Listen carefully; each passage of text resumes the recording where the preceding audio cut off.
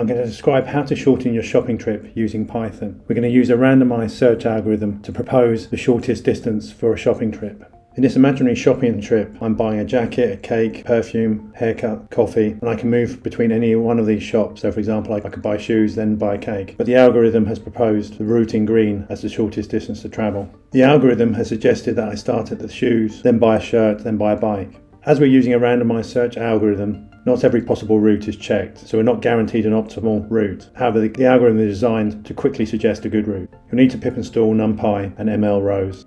You then import the packages as follows. You create a list of the shop coordinates. 1, 1 are the coordinates of the coffee shop, which is ID 0 on the diagram. You use MLRows TSOpt to create the optimization. TSOpt is based on the traveling salesman optimization. Length equals 9 for the number of shops. The coordinates is the list of coordinates I've just created for the shops. Maximize is set to false as it's a minimization problem. We want to find the minimum distance. We find the solution using MLRows genetic algorithm. We pass in the problem fit we just created. Mutation probability we've set to 0.2. Max attempts equals 100. So when we're moving between each shop, we have 100 attempts to find a good solution.